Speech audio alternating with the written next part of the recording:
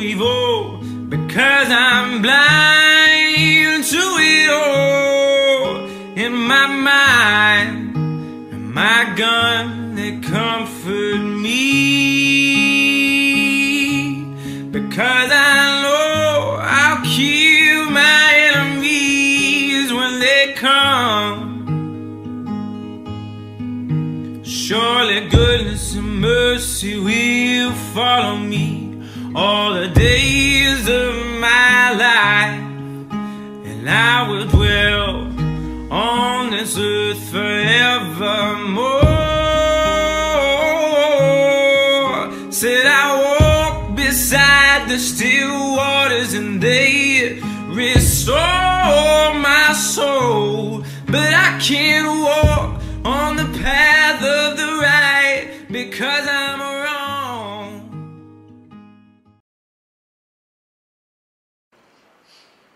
Relacionamentos na Trincheira é acertando agora no mês de novembro. E é isso que eu quero conversar com vocês hoje na nossa segunda mensagem. Semana passada eu conversei com vocês sobre os conflitos que a gente tem, e especialmente a falta de perdão. E hoje eu quero falar com vocês não só sobre esse tratado de paz, mas hoje eu quero conversar com vocês sobre como fortalecer os nossos relacionamentos, como fortalecer as nossas amizades. A gente passou agora especialmente esse mês de outubro, setembro, as nossas casas, os nossos relacionamentos viraram campos de batalha quando nós brigamos demais com as pessoas que estavam à nossa volta. E a pergunta que a gente fez na semana passada era: após as eleições, será que a gente vai ter amigo e familiar para a ceia de Natal? Será que a gente vai ter alguém? E aí o convite que a gente tem para fazer para vocês nessas semanas é para que vocês revejam os relacionamentos de vocês, para que vocês revejam a vida de vocês, aqueles que estão à volta de vocês e pessoas que vocês sentem que são chegadas. E eu vou dividir hoje a nossa mensagem, eu vou dividir o nosso estudo hoje em duas partes. Na primeira metade eu vou te dar um background, eu vou te dar uma base teológica.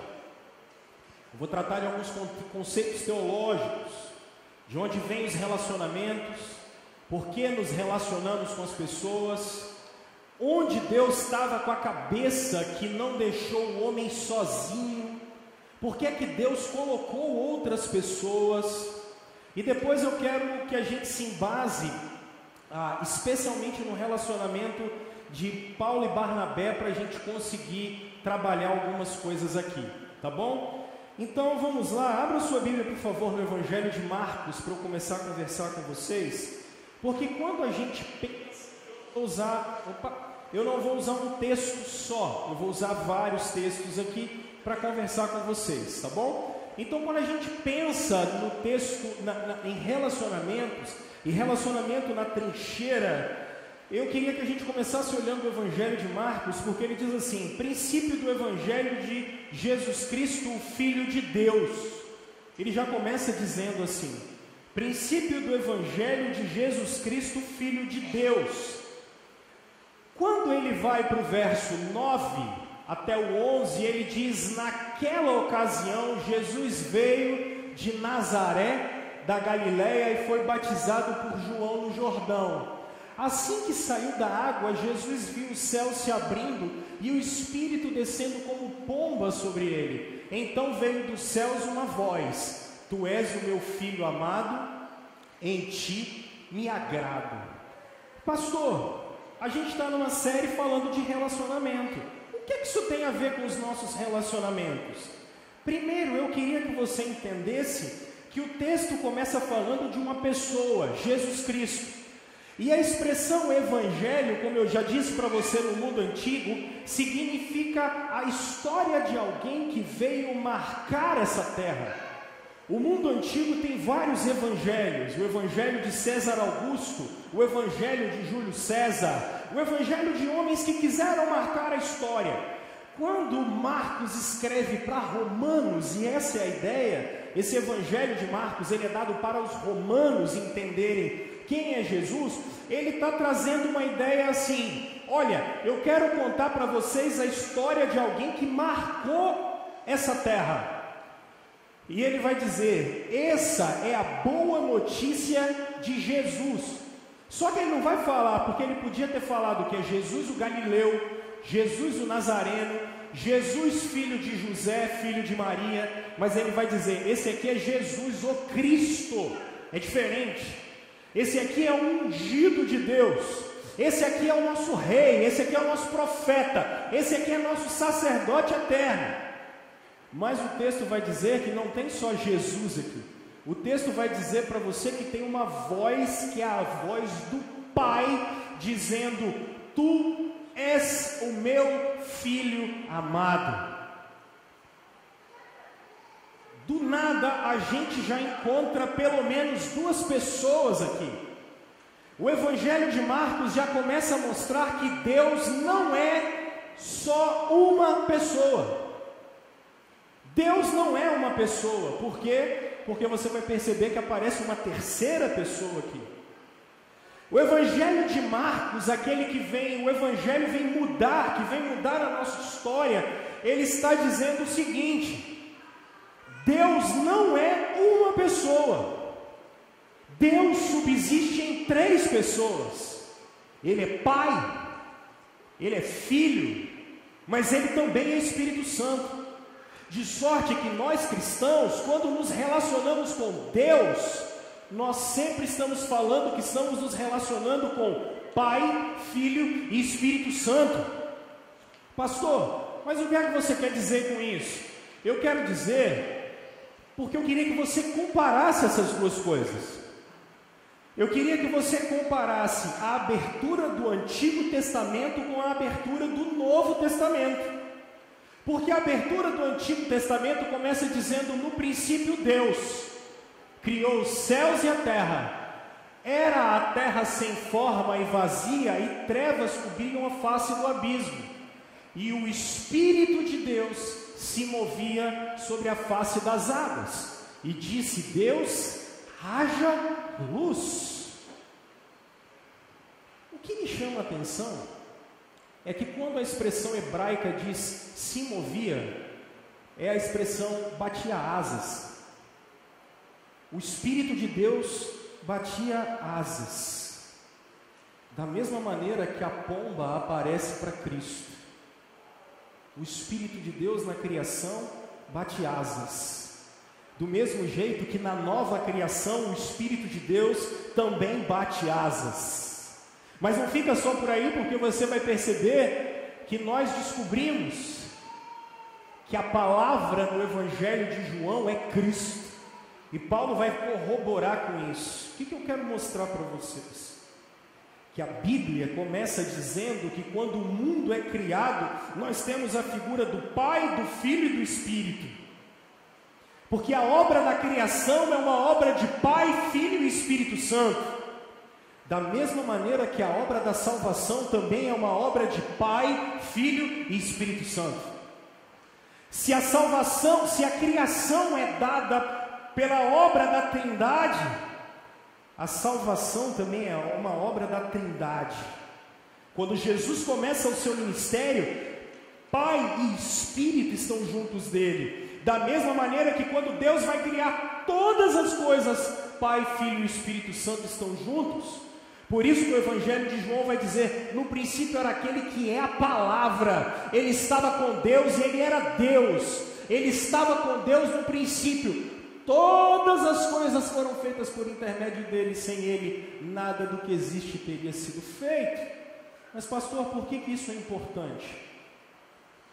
Isso é importante porque eu trago C.S. Lewis para a gente poder conversar um pouco. E eu trago também o Tim Keller nesse livro chamado A Cruz do Rei. Porque talvez você possa se perguntar: pastor, o que isso tem a ver com a gente? A pergunta que eu tenho para te fazer é: por que é que Deus te criou? O que você está fazendo aqui? Por que você levantou hoje de manhã? Por que você está aqui agora? Por que você vai trabalhar amanhã cedo? Por que você se casou?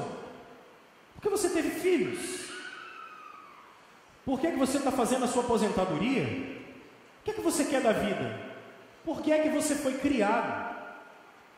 É lindo isso, porque eu quero que você perceba isso que C.S. Lewis fala para a gente, o Tim Keller cita isso nesse livro que você não pode morrer sem ler. Quando a gente olha Marcos e Gênesis, a gente percebe a pessoa do Filho, mas a gente percebe também a pessoa do Pai, e a gente percebe também a pessoa do Espírito. Isso é Deus. Como é que eu entro aqui? Eu já falei isso para vocês. C.S. Lewis trabalha a Trindade como sendo uma dança. Dança, pastor? É. C.S. Lewis trabalha a Trindade como sendo uma dança. E é engraçado que quando você vai dançar... Já assistiram esse filme? Já assistiram O Lado Bom da Vida? Já? Se não viram, vocês estão atrasados, hein, bicho? Vocês estão fazendo o que da vida que vocês não assistem o filme? Aí tem os piedosos que falam assim: eu só leio a Bíblia. Azar o seu. Você tinha que ver filme, para você saber como é que se aplica a Bíblia no filme. Senão como é que você vai saber? Você tinha uma igreja missional que não assiste filme, que não lê notícia, que não sabe o que está acontecendo. Como é que você responde as perguntas do mundo se você não sabe as perguntas que o mundo está te fazendo? Você tem que assistir jornal, você tem que assistir filme. As novelas da Globo você não precisa ver, mas o resto é legal. Essa dança é engraçada, e é engraçado esse filme, ele me chama a atenção. Se você não viu, deve ter. Janete tem no Netflix? Esse tem? Gente, Netflix é pergunta a Janete. Janete aposentou. Rapaz, sabe tudo. Dá cada uma dica. Eu acho que você está naquele site Adoro Cinema. Você está, não está? Janete mata pau, gente. Ela manda ver mesmo. Pega dica de filme com ela. Domingo à tarde, que é parceiro de pipoca, Janete. Pipoca e chocolate. Show. É engraçado é que esses são dois, talvez, dos grandes atores de Hollywood nesse tempo. O Bradley Cooper, ele tem um problema mental. E a Lawrence também tem um problema mental. E é engraçado é que eles vão se descobrir no filme. Eu não vou contar o final porque vocês não viram. Eles vão se descobrir numa dança. Eles vão descobrir o lado bom da vida numa dança. Mas por que o lado bom da vida é uma dança? Porque normalmente numa dança, C.S. Lewis dizia, às vezes eu preciso sair para que o outro possa brilhar. C.S. Lewis dizia que às vezes na dança eu preciso sair dos holofotes para que o meu parceiro de dança ele possa brilhar aos holofotes e as pessoas devem e podem aplaudi-lo. Isso é bonito demais, cara.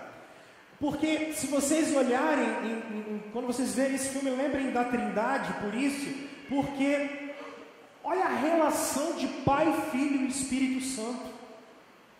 Olha Jesus falando com Deus, com o Pai. Eu te glorifiquei na terra, completando a obra que me deste para fazer. E agora, Pai, glorifica-me junto a ti com a glória que eu tinha contigo antes que o mundo existisse. Jesus não está preocupado com a glória dele. Jesus não está preocupado com ele. Jesus está preocupado que as pessoas conheçam o Pai. A relação de Jesus, mesmo tendo toda a glória eterna, ele não está preocupado que as pessoas olhem para ele e glorifiquem a ele. Ele diz que o interessante é que as pessoas glorifiquem ao Pai e não a ele. Só que agora Jesus está diante do Pai dizendo: o Senhor pode me dar minha glória de volta? E ele vai mais além. Olha a reação do Espírito. Mas quando o Espírito da verdade vier, ele vos guiará em toda a verdade. Ele não vai falar dele mesmo. O Espírito não está preocupado em ser glorificado. O Espírito, nesse exato momento, ele está abrindo mão da glória dele para que vocês conheçam o Filho. E quando vocês conhecem o Filho, vocês conhecem o Pai. A Trindade é uma dança, porque eles abrem mão da glória deles o tempo todo. A Trindade é uma dança, porque eles não querem os holofotes. Pelo contrário, o Filho entra na história e abre mão da sua glória, para morrer pelos nossos pecados e ressuscitar, para que a gente pudesse ser ligado a Deus. Ele vai ser completamente humilhado, e para isso ele abre mão do que ele é. E o Espírito Santo vai fazer a mesma coisa. Ele está nesse mundo para ninguém nem perceber ele. Quanto mais imperceptível ele for, melhor. Porque o Espírito Santo, diziam os reformadores, ele está interessado em mostrar para você quem é Jesus Cristo e a obra redentora e salvadora dele. É só isso que o Espírito Santo quer. E o que a gente pode aprender com isso, minha gente? Os relacionamentos nascem do ser de Deus. Deus é relacional. Por isso a gente também é assim. Eu quero que você compreenda o seguinte: quando Deus criou a gente, Deus não criou você porque Ele estava sozinho. Deus não criou a raça humana porque Ele estava tão solitário, mas tão solitário, mas tão solitário, tadinho, que fazia dó de Deus. Ele estava sofrendo um tanto que Ele falou assim: nossa, eu tenho que criar alguém para se relacionar comigo. Deus não fez nada disso, porque Deus tinha Ele mesmo. Deus se relacionava com Ele mesmo. Pai, Filho e Espírito Santo se relacionavam eternamente sem precisar da gente. Eles nunca precisaram de nós. Agora que vem a coisa mais bacana de tudo isso.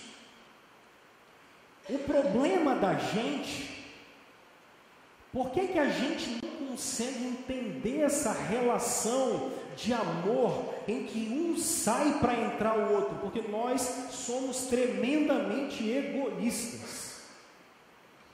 Como é que você pensa todos os dias? Farinha pouca, o meu pirão primeiro. Farinha pouca, o meu pirão primeiro.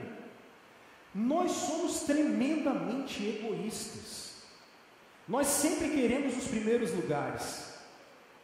Pessoal, nós sempre queremos ser reconhecidos pelas pessoas.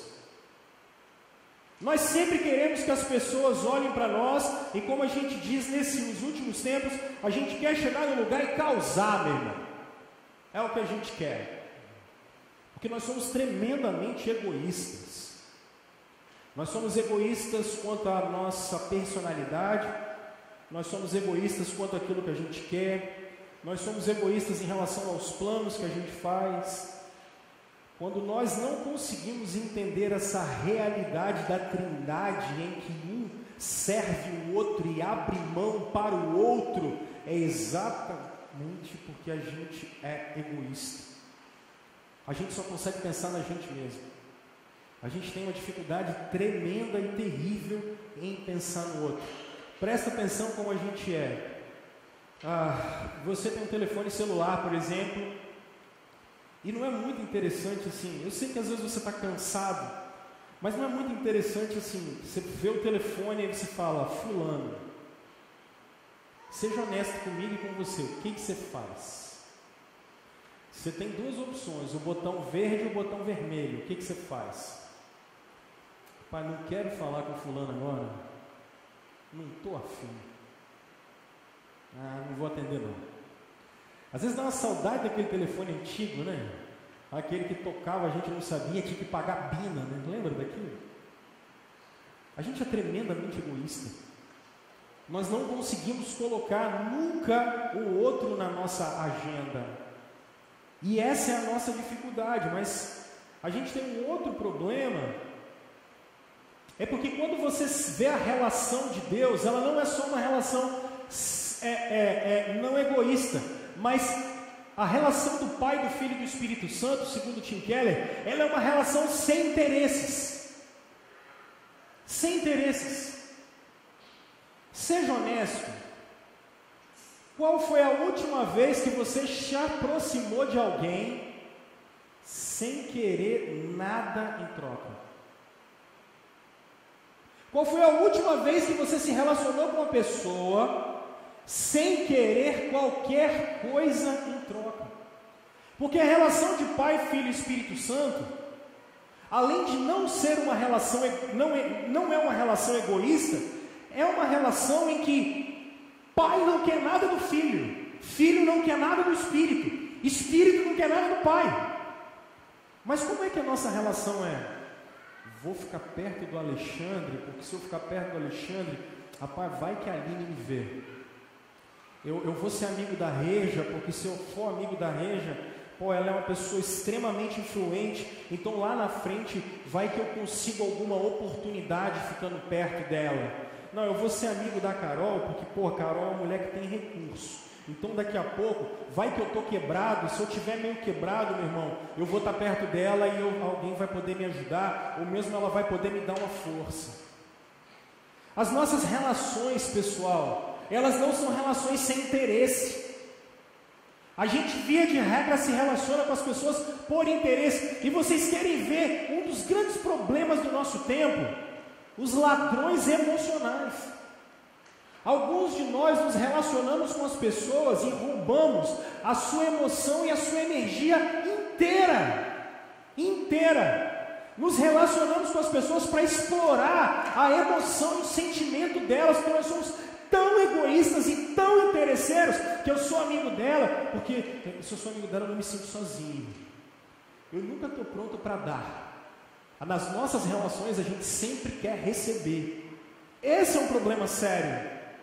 Quando a gente olha a Trindade não é assim. E quando a gente olha a Trindade, a relação de felicidade que vocês tanto buscam, ela não está na vida profissional, ela não está na vida familiar, ela não está no que você vai conquistar. Mas a verdadeira felicidade, a gente quer dizer sempre um sentimento de prazer. A gente chama de felicidade aquilo que vai gerar prazer na gente.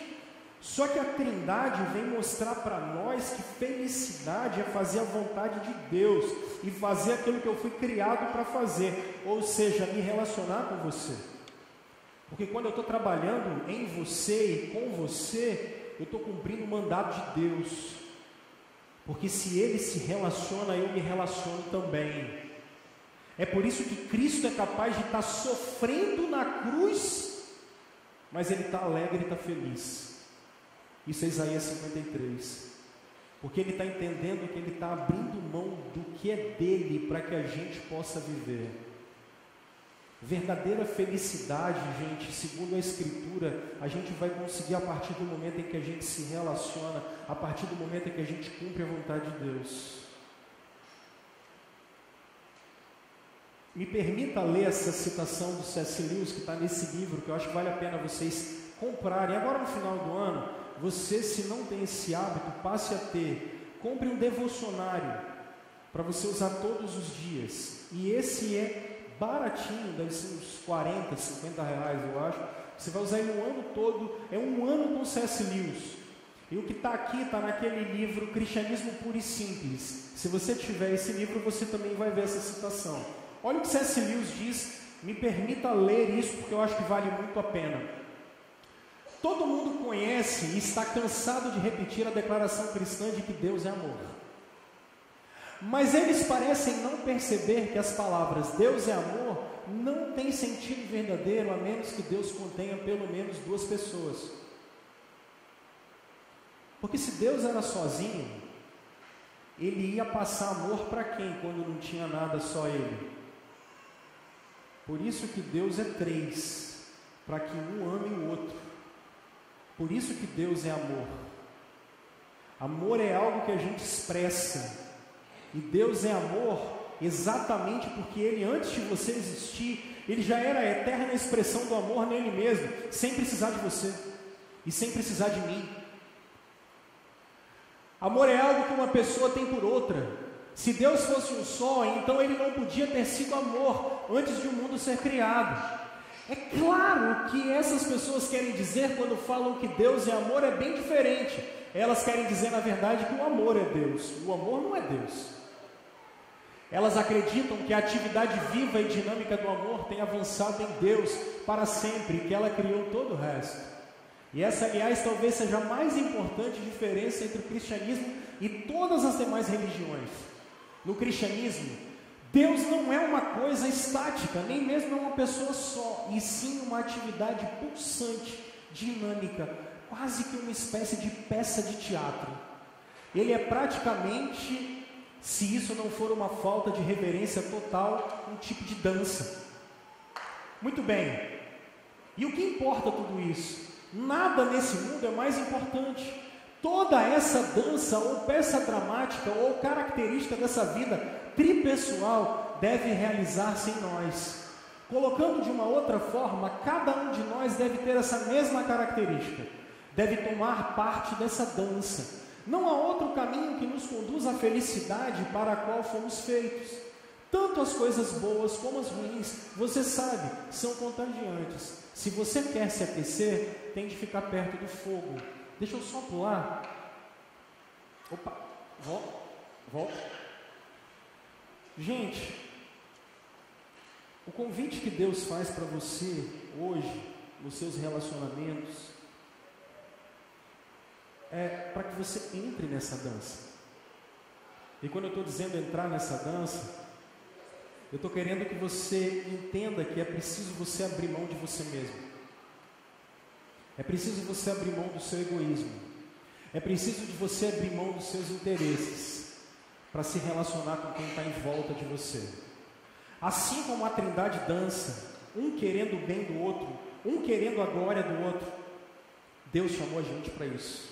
E como? Eu quero trabalhar isso com vocês em cima da história do Paulo e do Barnabé. Opa, vai, foi. Porque a gente pode se perguntar assim: ok, pastor, então é isso que a gente tem que fazer? Sim. Como? Como fortalecer as amizades da gente? Nesse tempo em que tudo é descartável, as amizades seriam descartáveis também. Os relacionamentos que vocês têm com as pessoas, eles também seriam descartáveis. É isso que a gente faz. Agora aqui abre aspas, gente. A grande verdade é que quando a gente traz um tema desse para cá, às vezes eu fico pensando assim, a gente não está nem preocupado com isso. E isso é assustador. A gente não está nem preocupado em se relacionar com as outras pessoas. Relacionamentos não são descartáveis, e eu vou mais longe. Eles são primordiais para a sua existência e para a sua santificação. E é isso que eu quero trabalhar com vocês. E aí eu trago esses caras, o Paulo e o Barnabé. Você vai se lembrar que a Bíblia mostra a história desses dois. O Paulo, possivelmente ele devia ser um pouquinho mais novo que Jesus. Você vai ver isso pela narrativa de Atos, fazendo umas continhas. Barnabé talvez seja um pouco mais velho. Ele era de Chipre, rico. Ele vende tudo o que ele tem em Atos capítulo 5. Você vai observar ele indo para a igreja de Jerusalém. Ele vende tudo e ele entrega para a igreja, para os apóstolos, por causa da dificuldade das pessoas. E ele vai viver ali com a igreja, sendo um pregador e ajudando a igreja primitiva. Paulo não. Paulo, em Atos capítulo 7, quando Estevão é morto, Paulo está segurando as vestes ali de quem matou Estevão. Enquanto um era um seguidor de Cristo, o outro era um inimigo do Evangelho. Enquanto um era amigo de Cristo, o outro é inimigo de Cristo. A grande questão é que no caminho para Damasco, em Atos capítulo 9, o Paulo tem uma experiência com Jesus. Ele está indo perseguir e matar cristãos. E esse era o objetivo dele, porque o cristianismo era visto como uma seita judaica naquele contexto, e Paulo está indo matar os cristãos, e no meio do caminho que acontece, uma grande e forte luz vem do céu. Paulo cai no chão. Não fala nunca que Paulo caiu do cavalo, porque você não sabe se ele estava andando a pé, o texto não fala. Paulo cai no chão e vem uma voz: Saulo, Saulo, ali o nome dele ainda é Saulo, ele vai ser mudado depois, por que me persegues? E aí vem Paulo diz: quem és tu, Senhor? Ele diz: eu sou Jesus, a quem você persegue. Ali ele vai ficar cego e vai ficar 3 dias numa casa, numa rua chamada Direita, sem comer nem beber nada, orando e pedindo a Deus. Deus manda Ananias ir lá. Ananias chega até aquela casa, ora por Paulo, ele volta a enxergar e aí ele vai ser batizado. Só que o que acontece é que naquele contexto Paulo volta para Damasco quando foi batizado, e a primeira coisa que ele começa a fazer, ainda no capítulo 9, no verso 20, ele começa a pregar Jesus Cristo. Só que como aquele que veio nos matar começou a pregar Jesus? Isso é maluquice. Aquele que veio matar a gente, ele vai começar a falar que Jesus Cristo é o Senhor. Paulo confundiu tanto a igreja naquele contexto que ele vai descer dali eles vão levá-lo até o deserto da Arábia, e lá Paulo, segundo Gálatas capítulo 1, vai ficar pelo menos 3 anos no deserto da Arábia. Lá no deserto da Arábia, o Hernandes e o Ray Stedman defendem que o Espírito Santo vai aparecer para Paulo, na verdade a partir da pessoa de Cristo, e ele vai receber o Evangelho a partir da própria pessoa de Cristo, e aí ele vai voltar. E no capítulo 9 ele volta para Jerusalém.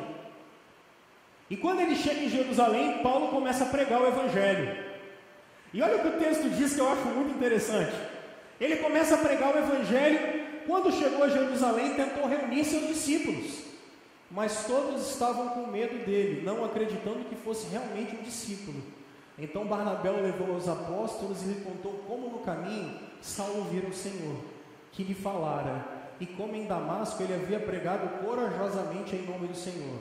Assim Saulo ficou com eles e andava com liberdade em Jerusalém, pregando corajosamente o nome do Senhor. Esse cara chega em Jerusalém, ninguém quer saber dele. Esse cara vai matar a gente. O tempo passou, mas ele quer matar a gente. Ele diz, não. Os discípulos não querem recebê-lo. Quem é que vai interceder por Paulo? Barnabé. Barnabé vai interceder por Paulo. E aí eu aprendo uma coisa para que a gente fortaleça as nossas relações. Meus irmãos, para que a gente fortaleça as nossas relações, em primeiro lugar, a gente precisa se relacionar com as pessoas com credibilidade. E eu citei a palavra confiança. A gente precisa se relacionar, e a nossa relação com as pessoas precisa ser uma relação de confiança. Se Barnabé não desse crédito a Saulo, se Barnabé não desse crédito a ele, quem seria o Saulo? Ninguém. Se Barnabé não confiasse na palavra de Saulo, quem seria ele? Ninguém.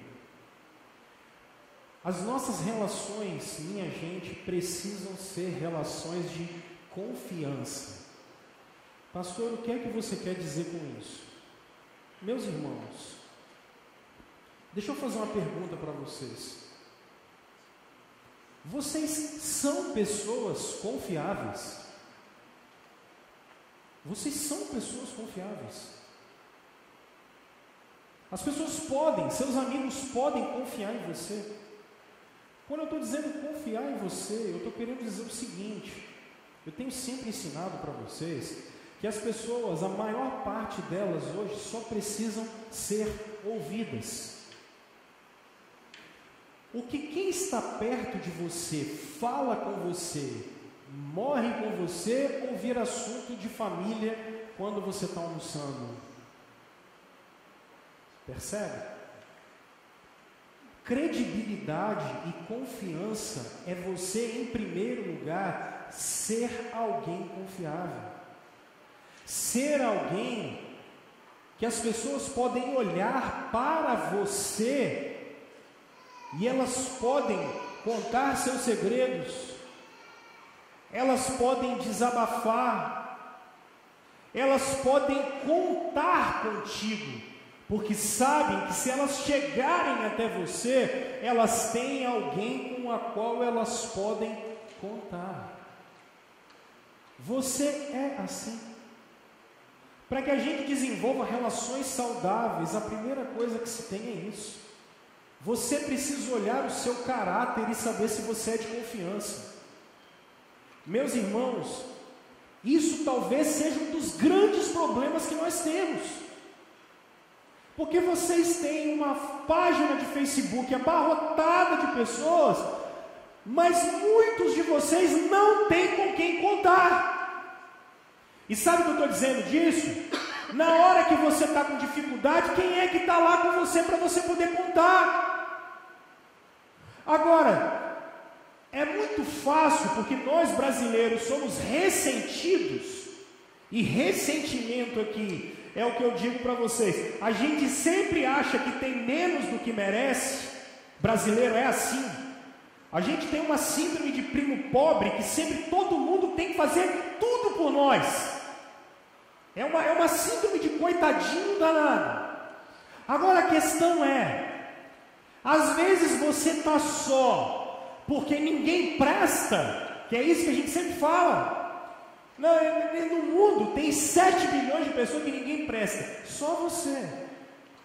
Ou porque você nunca se relacionou com alguém de maneira a dar credibilidade, a ser confiante, a passar confiança, a passar credibilidade e também receber credibilidade nas pessoas. Essa é uma relação que vocês precisam pensar, gente. Porque eu sei que você é egoísta e você é autossuficiente, e você diz assim: eu vivo sozinho mesmo, eu não preciso de ninguém. Se você não precisasse de ninguém, filho, Adão tinha ficado sozinho lá no Éden. Mas não é bom que o homem esteja só. A grande dificuldade que a gente tem passado em relacionamentos no nosso tempo é essa. Agora, deixa eu passar isso aqui. Deixa eu melhorar um pouquinho mais. O que é dar essa credibilidade e o que atrapalha a gente? Eu trouxe esse exemplo porque imaginei que pudesse ajudar. Eu não sei, não precisa falar não, mas quantos de vocês já foram pegar empréstimo no banco, né? Não precisa falar. Nem se pagou, não. Mas por que o banco te dá dinheiro? O Harari vai dizer isso para nós o seguinte: o banco só te dá dinheiro, e isso vai começar lá atrás, especialmente no século XVIII. O banco vai te dar dinheiro porque ele acredita no seu sonho, ele acredita no seu plano. Então, eu vou construir uma coisa. Então, o banco diz assim para você: bom, se você vai construir uma coisa, o que eu vou fazer? Eu vou te dar uma ajuda e lá na frente você vai lucrar e você me paga. O mecanismo, quando foi criado os empréstimos, ele foi esse. Hoje a gente já sabe que mudou um pouquinho, né? Mas essa que é a ideia. Da credibilidade é isso, da crédito é isso. A instituição financeira, ela confia que você que o seu negócio vai dar certo, e quando der certo você vai poder pagar de volta. Pelo menos deveria. E se não pagou, vai lá negociar o que você está devendo. E aí o que eu acho engraçado disso, gente, é o que eu estou explicando para vocês aqui. Eu acho que credibilidade é isso. A gente precisa olhar para as pessoas, olhar para elas e perceber o que elas, não o que elas são, mas o que elas podem ser. Eu tenho que olhar para você e necessariamente eu não tenho que ver o que você é. Eu tenho que ver o que você pode ser e o que você pode vir a ser. Por que a gente investe na vida dos nossos filhos? A gente investe na vida dos nossos filhos porque a gente imagina que daqui a 20, 30 anos eles vão ser isso. Quando eu resolvo, no meu relacionamento com as pessoas, ouvi-las mais, dar mais atenção para elas, eu estou imaginando que eu posso ser o canal de transformação para a sua vida.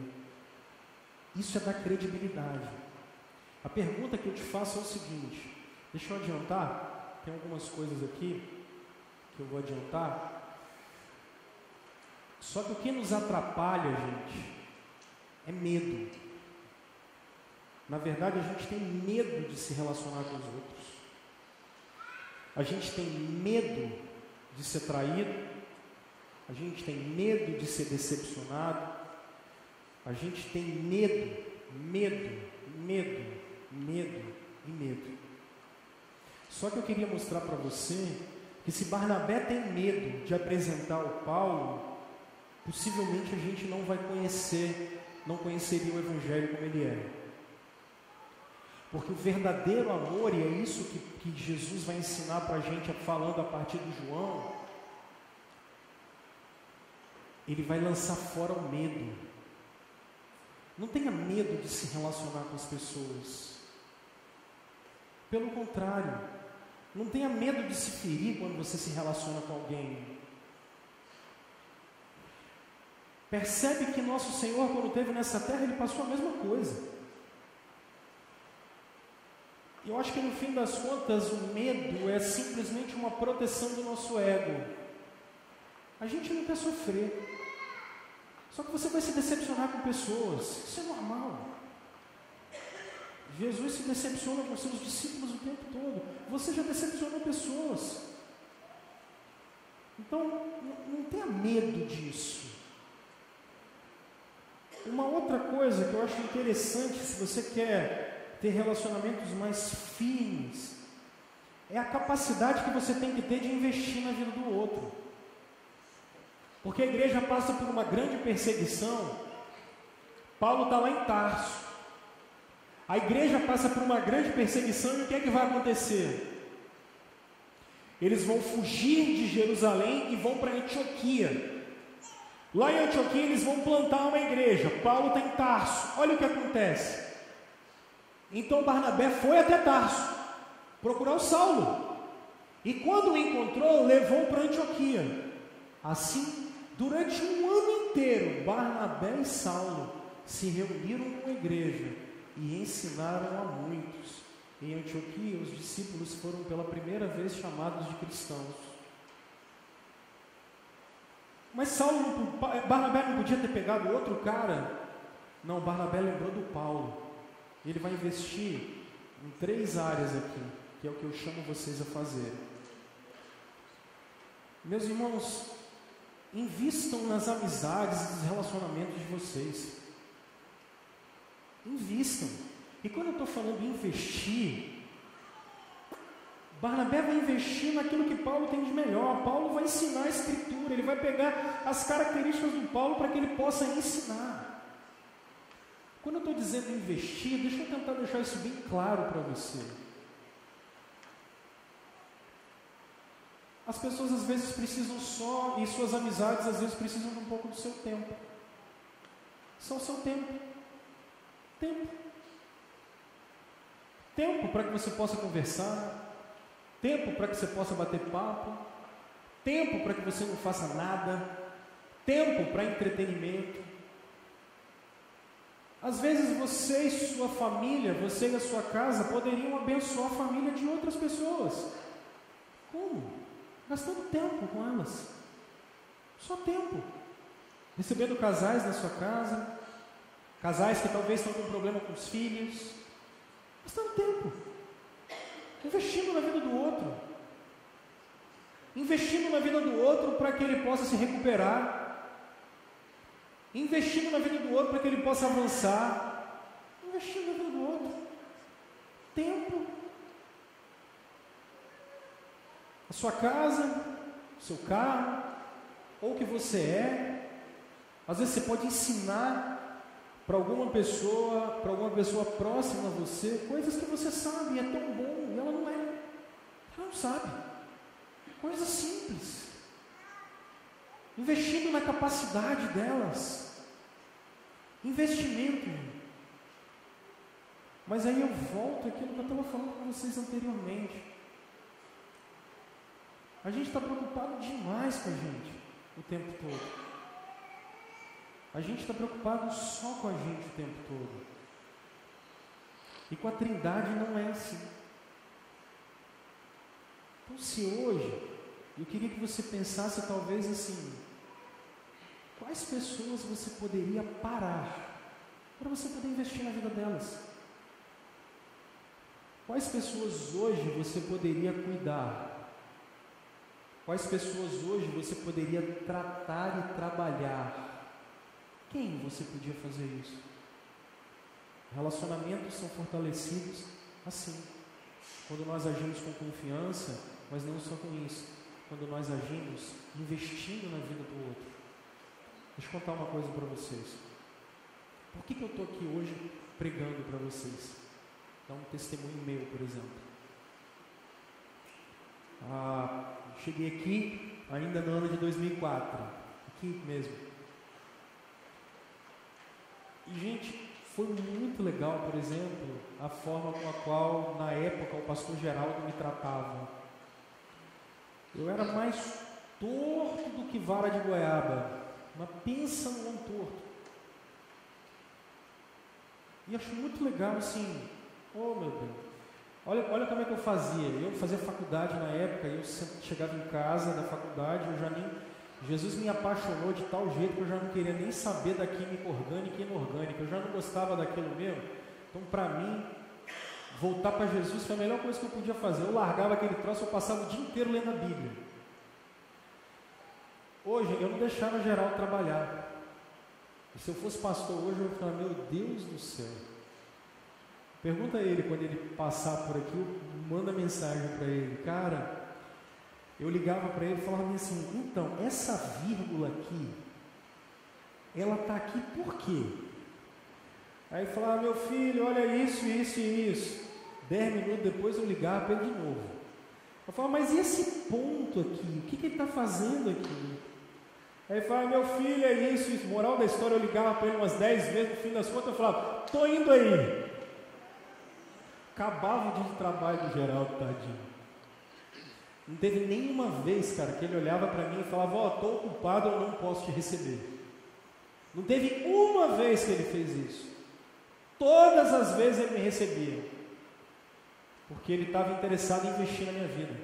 E se eu estou aqui hoje, é porque Deus mostrou para ele que ele tinha que investir na vida de alguém. Invista na vida de alguém.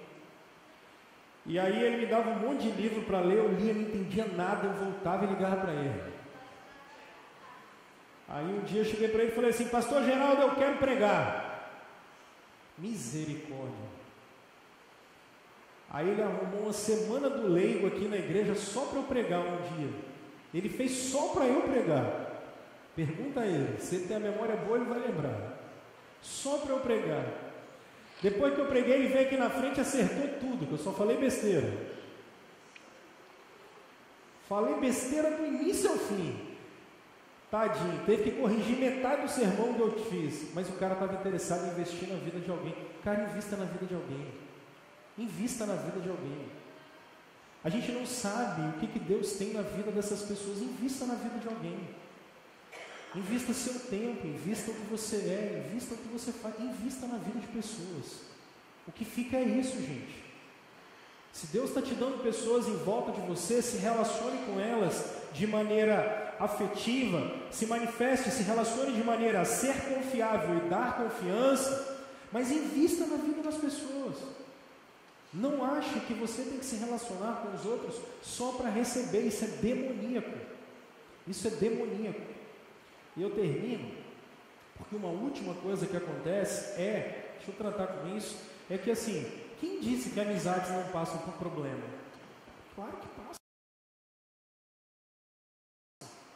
Paulo e Barnabé tiveram uma briga pesada, olha lá. Algum tempo depois que eles gastaram tempo com viagem missionária junto, algum tempo depois, Paulo disse a Barnabé, voltemos para visitar os irmãos em todas as cidades onde pregamos a palavra do Senhor, para ver como estão indo. Barnabé queria levar João, também chamado Marcos, porque na primeira viagem missionária, o que acontece? Lá no meio da viagem, o Marcos pegou e falou, gente, eu estou com medo, vou voltar para casa. Paulo falou, vamos com a gente. Ele disse, eu vou embora, Aí ele foi embora e largou. Marcos largou Barnabé e Paulo sozinho. Agora, na hora de viajar de novo, Barnabé, muito piedoso, fala, vamos carregar o Marcos. Paulo diz, não vai levar não. Não, vamos levar, não vai levar não. Vamos levar, não vai levar não. Paulo não achava prudente levá-lo, pois ele, abandonando-os na Panfilha, não permaneceram com eles no trabalho. Tiveram desentendimento. A raiz grega da palavra desentendimento aqui é terremoto. Tão sério que se separaram. Barnabé, levando consigo Marcos, navegou para Chipre, mas Paulo escolheu Silas e partiu, encomendado pelos irmãos à graça do Senhor. Passou então pela Síria e pela Cilícia, fortalecendo as igrejas. Quem disse que às vezes os nossos relacionamentos não passam por uns terremotos, algumas estremecidas? Isso acontece, gente. Acontece. Isso é fruto do pecado na vida da gente. Às vezes, nas relações que temos de amizade, ou às vezes familiares, às vezes a gente estremece mesmo. Acontecem coisas que deixam a gente assim. Agora, quando eu olho Paulo escrevendo para Romanos 12, é muito engraçado, porque o mesmo cara que briga com Barnabé é o que está dizendo assim: façam todo o possível para viver em paz com todos. Paulo é um demagogo, né, irmão? Ele briga com Barnabé, mas agora ele está mandando todo mundo ter paz com todo mundo. Nada. Opa, vai, filho. Aqui, ó. A última carta do Paulo é muito interessante. Olha o que acontece. Paulo está pronto para morrer, tá? Ele vai morrer. Procure vir logo ao meu encontro, pois Demas, amado deste mundo, abandonou-me e foi para Tessalônica, Crescente para Galácia e Tito para Dalmácia. Só Lucas está comigo. Traga Marcos com você, porque ele me é útil para o ministério. A Escritura não vai dizer para nós se depois o Paulo e o Barnabé resolveram o problema, mas a Escritura vai contar para nós que o Marcos teve parte do ministério do Paulo. Isso eu posso conjecturar. Os caras resolveram essa pendanga aí. O Marcos, que era problema no início, passou a não ser mais problema. Pessoal, com a mesma pressa que vocês às vezes têm para discutir com as pessoas, tenham pressa para resolver essas coisas. Com a mesma pressa que às vezes você tem dificuldades com as pessoas que estão em volta de você, deixa eu só repetir o que nós conversamos semana passada. Não guarda mágoa, guarda rancor, resolve isso. Se às vezes você tem amizades que estão travadas há anos por conta de desentendimento, deixa você resolver isso. No que depender de vocês, tenham paz com todo mundo. E a gente está falando de um cara que teve arranca-rabo no meio do caminho. Agora, de que adianta a gente ficar brigado com as pessoas? De que adianta você ficar de biquinho para o outro? Porque, e olha, sabe uma coisa? Via de regra, os nossos problemas são por causa de nada. Ficar de besteira. Estava no feriado em casa, recebendo uma família na minha casa, no feriado de semana passada. Esse feriado foi na sexta, né? Foi na sexta. Gente, você que não viu a gritaria lá da rua. Eu falei, o que está acontecendo? Aí fui ver. Eram os vizinhos meus se engalfinhando lá. O pau estava quebrando na rua. Aí eu olhei lá de cima. Aí um cara da casa começou a chamar o outro de filho de gente fina. E o que estava lá embaixo começou a falar: você nunca valeu nada, você não presta. Aí eu falei: rapaz, o pau está quebrando. E eu fiquei preocupado, porque o outro chegou e falou assim: desce aqui que o pau vai quebrar agora. E rapaz, aí falei com a Aline, falei: ó, vou lá embaixo que vai dar zica aí. Todo mundo mora ali uns 40 anos. É ou não é? Todo mundo que mora naquela rua mora ali uns 40 anos. Aí desci a escada, botei uma camisa, desci a escada, aí cheguei na turma do deixa disso. Ô pessoal, vamos parar com esse negócio aí e tal. Não, ele não vale nada. Aí o outro já gritou lá de cima: não, ele que não vale nada, você é o diabo, você é não sei o quê. Eu falei: meu Deus. Aí eu falei: gente, o que está acontecendo? Dorme com esse barulho. É porque o gato do vizinho,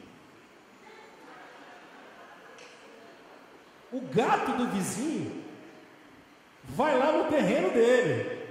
E aí quando o gato do vizinho vai lá no terreno dele, ele faz uma sujeira. E pô, já pisei nesse negócio, Rapaz, uma relação de 40 anos quebrada por causa de um gato. Um gato. Aí eu falei, gente, vamos para casa. Falei, gente, vamos para casa, feriado. Vamos descansar. Já era 5 e pouco da tarde, essa gente brigando por causa do gato, ainda que o gato fez no chão da Falei, vamos para casa. Aí uma senhora chegou e falou para ele assim, meu filho, você veio aqui hoje? Vim. E hoje eu fui ver minha mãe, mas eu não sabia que a mãe dela tinha morrido. E eu cheguei lá, minha mãe trabalhou a vida inteira, meu filho. E quando eu olhei, ela estava lá naquela caixinha daquele tamanho, aí eu descobri que ela tinha morrido. Ela está lá, meu filho, naquela caixinha daquele tamanho. Eu falei, pois é, a senhora brigando aí por causa do gato. Ô gente, não vale a pena. Não vale a pena. É o gato, é o cachorro, é a roupa, é fulano que não arrumou no seu. Não vale a pena. Não vale a pena. Na vida, a maioria é mimimi. É filigranazinha, besteirinha. A gente deixa de viver o todo, depois de 40 anos de amizade ou de convivência quebrado por causa do gato. O gato tem 7 vidas, mas vai morrer daqui a pouco. E você vai brigar por causa do gato. Não vale a pena. Não vale a pena. Então, olha só, reconsidere algumas coisas quando você for se relacionar com quem está em volta de você. Reconsidere. Reconsidere às vezes palavras que foram mal colocadas, palavras mais duras. Reconsidere contexto. Às vezes reconsidere, e não só isso, mas faça de tudo, meu irmão, para que você possa resolver essas pendênciazinhas besteira e que o danado do gato não atrapalhe você na relação que você tem com o outro, porque isso não vale a pena. Porque no fim das contas vai todo mundo parar naquela caixinha daquele tamanho.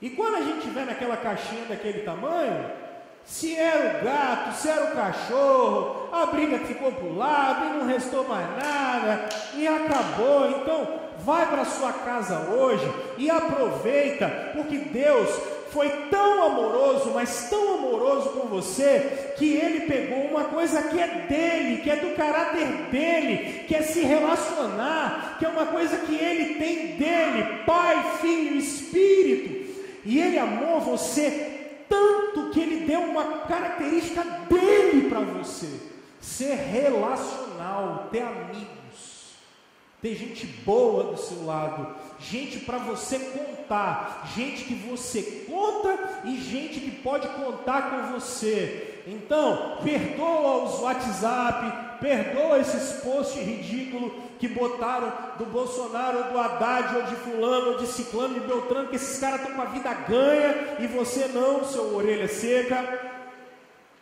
Eu estou falando isso, minha mãe sempre diz isso, quando eu era pequeno. Você está preocupado com fulano, ciclano, Beltrano? Está todo mundo aí com a vida ganha, não é assim que a gente sempre falou? Está todo mundo com a vida ganha e você aí brigado com os outros por causa de cara que tem em Brasília. Pelo amor de Deus!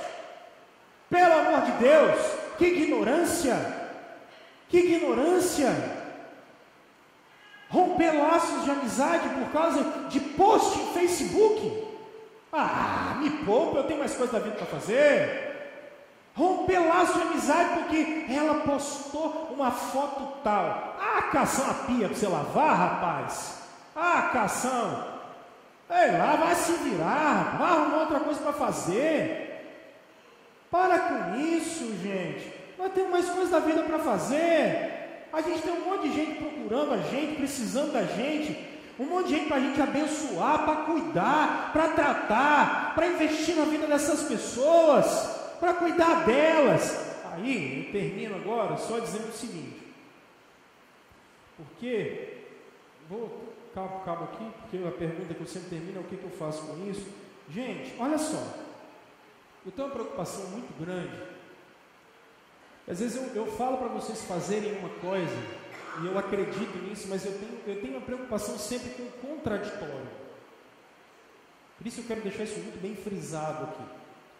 Porque quando eu mando você confiar e ser confiável, Quando eu mando você investir, quando eu mando você refazer os relacionamentos, olha bem para mim. Essas pessoas não são daqui da igreja, então eu posso tratar desse assunto. Uma vez fui cuidar de um casal que estava se separando, e a mulher pintou e bordou, mas pintou e bordou, aprontou até não poder mais. E aí quando juntei todo mundo para ter aquela velha cariação, trocar aquela ideia santa, só faltava, era tiro, porrada e bomba. A mulher solta uma frase que eu acho muito interessante, ela falou assim: você é obrigado a me perdoar. Porque eles eram crentes. Rapaz, eu queria ter batido naquela mulher naquela hora, mas eu não podia. Porque é muito fácil, isso é sério. Eu estou brincando, isso é sério. É muito fácil a gente pegar os ensinamentos do Evangelho e usar isso como muleta. Então, a partir do momento em que eu vou me relacionar com você, o cara pega e fala bem assim: mas você é obrigado a confiar em mim. Mas você é obrigado a investir em mim. Deixa eu dizer uma coisa para você, sinceramente: ninguém é obrigado a coisa nenhuma. No reino nós somos constrangidos pelo Evangelho. É diferente. Eu sou constrangido pelo amor de Deus, eu não sou obrigado a nada. Eu sou constrangido pelo amor de Deus. Por isso, o que eu quero chamar a sua atenção é para que você não fique esperando que alguém sempre faça alguma coisa por você. Não é isso que o Evangelho manda vocês fazerem. Tome a atitude que você tem que ter, e não se ancore nem se escore nos outros. Seja crente, seja gente, seja sujeito homem, e tome a sua atitude. Não fique esperando que alguém faça nada por você. Então saia daqui hoje, não esperando que alguém vai ter piedade, misericórdia. Saia daqui hoje para você tomar uma atitude. Eu vou tomar uma atitude de estreitar laços com as pessoas, de estreitar relacionamentos com elas. Eu vou tomar uma atitude de restabelecer alguns relacionamentos. Eu vou tomar uma atitude de ser diferente e investir na vida de pessoas. E eu não vou ficar esperando: se fulano fizesse alguma coisa por mim, se ciclano fizesse alguma coisa por mim. Porque você vai morrer com o pires na mão. E o Espírito Santo te capacitou, não foi para você morrer com o pires na mão. Ele te capacitou para você transbordar dele e ser uma bênção na vida das pessoas. E é por isso que ele estava naquela cruz, Jesus morrendo por você. O que você faz com isso? Eu volto a dizer assim: quantos amigos você realmente tem? Quantas pessoas você tem que você pode realmente confiar e não vale a sua esposa, nem seu esposo?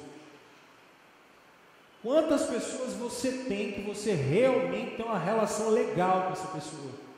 De confiança, de investimento, de amizade, de que vocês já puderam ter um arranca-rabo aí na vida, mas voltou atrás, vocês têm uma cumplicidade legal, gente que você levou para a vida toda. Ou você vai passar por essa existência sem ter feito um laço estreito?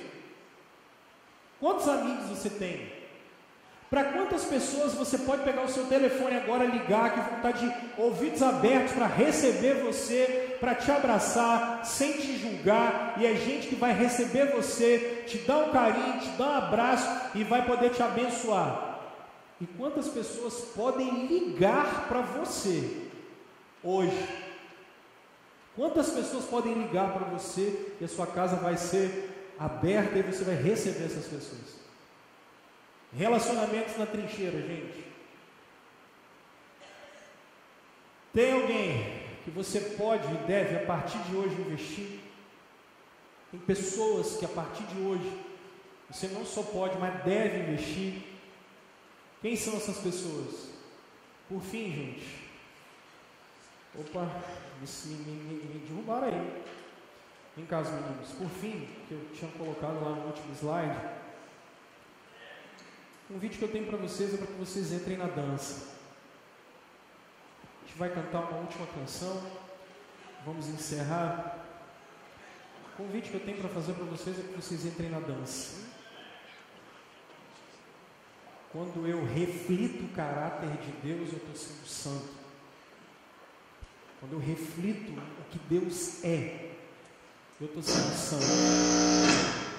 Significa então que quando eu me relaciono com vocês, estou sendo santo.